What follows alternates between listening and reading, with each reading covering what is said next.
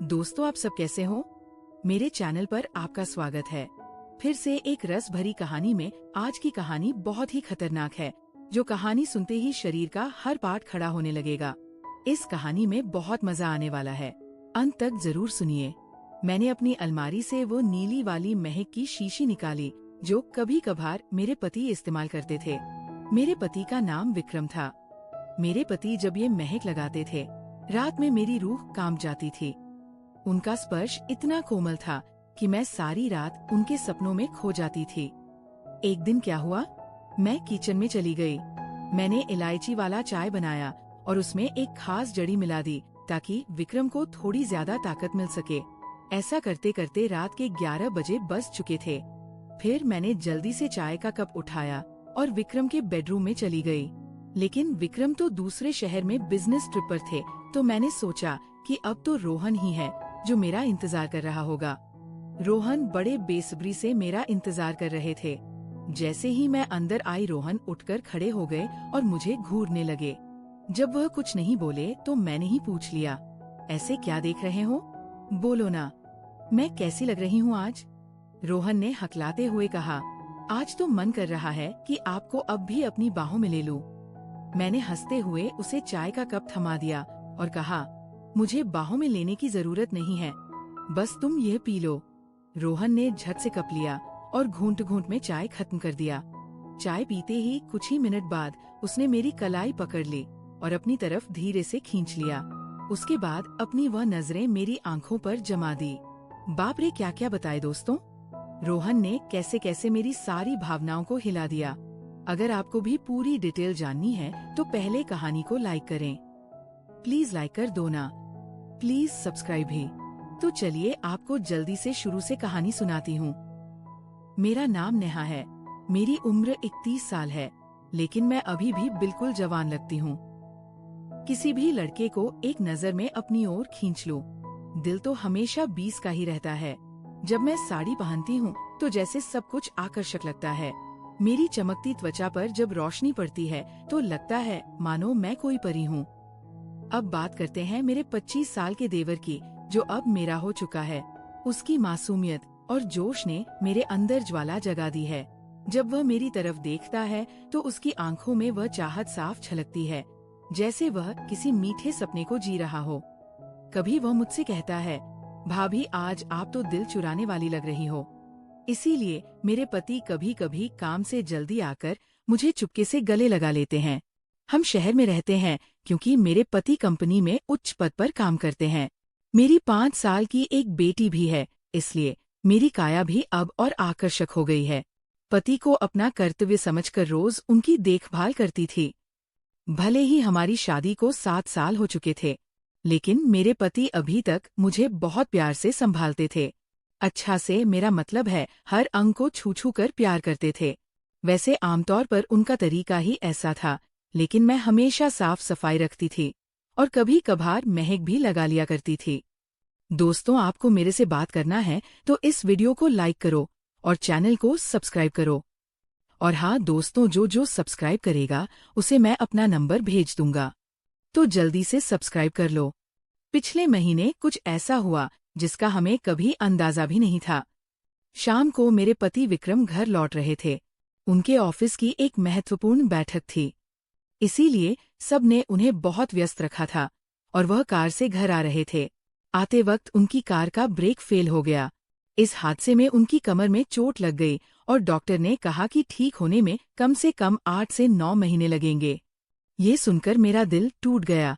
विक्रम का दर्द भले ही शारीरिक था, लेकिन मेरे मन में एक गहरी बेचैनी भर आई।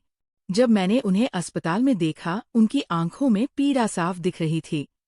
मैंने तुरंत उनके पास जाकर उनका हाथ थाम लिया।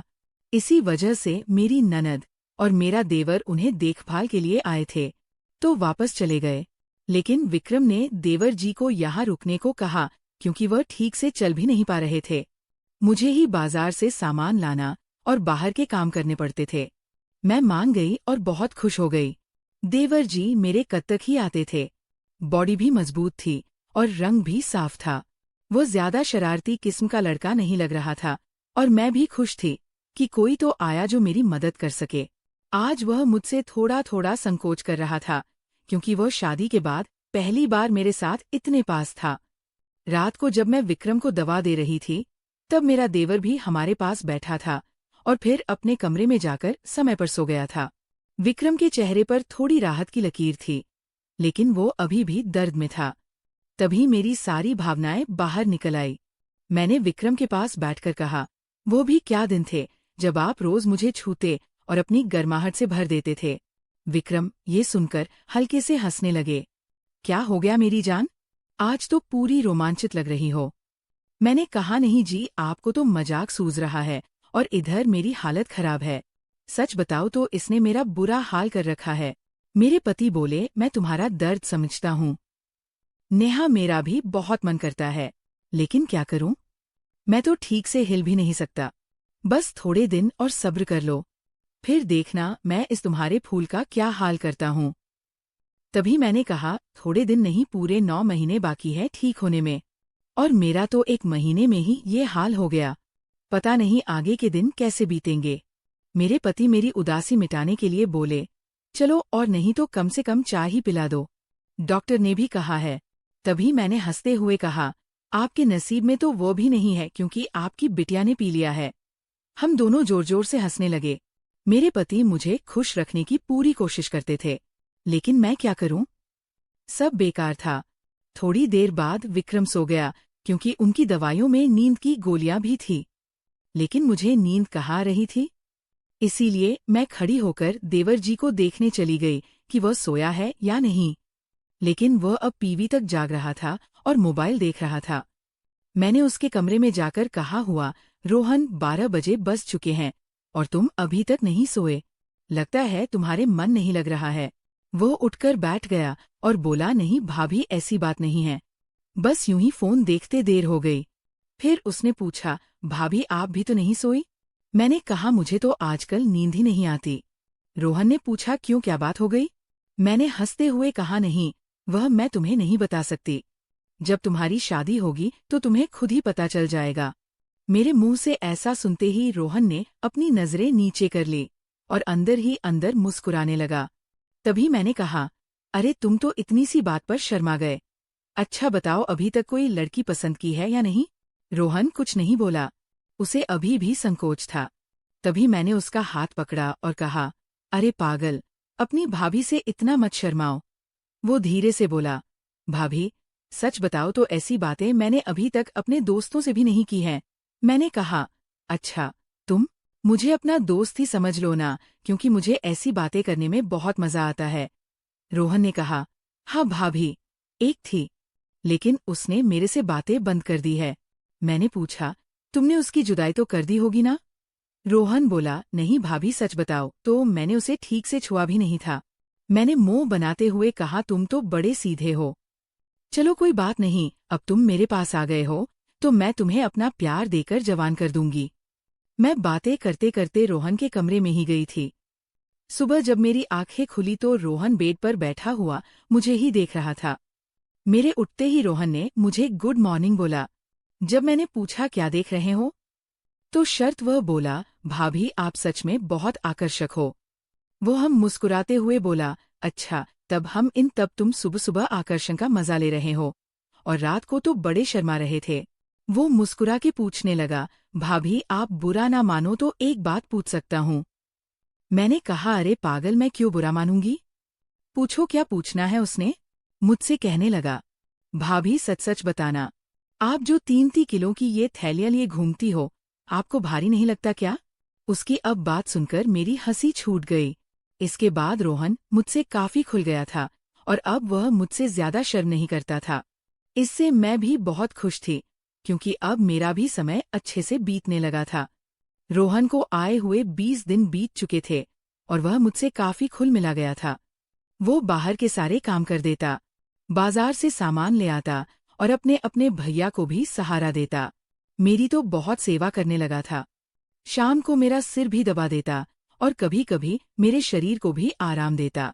लेकिन मेरी चाहत दिनोंदिन बढ़ रही थी और मैं मेरे पति की हालत अब भी वैसी ही थी। अब सब कुछ मेरी बर्दाश्त के बाहर हो चुका था। मैंने सोचा कि अब तो रोहन ही है जो मेरी मदद कर सकता है। वैसे मेरे मोहल्ले में भी 3 लड़के रहते थे जो कॉलेज जाते थे। वे भी मुझे देखते थे। जब भी मैं छत पर कपड़े सुखाने जाती तो वे मुझे ही देखते और पहले तो मैंने सोचा कि उनमें से एक को सहारा ले लूं ताकि कुछ दिन काम चल जाए। लेकिन फिर मैंने सोचा कि मैं इस घर की इज्जत हूँ और कल को पता नहीं ये मुझे या मेरे पति को बदनाम कर दें। इसीलिए मैंने उन्हें अनदेखा किया। लेकिन रोहन तो घर का ही है, इसीलिए मैंने तय कर लिया कि वही मेरी मदद करेगा। आज मैंने पक्का फैसला कर लिया कि आज रोहन से काम ले ही लूंगी और अपने सूखे दिल को रोहन से ही भरवा लूंगी। उसके बाद मैं किचन में खाना बनाने चली गई।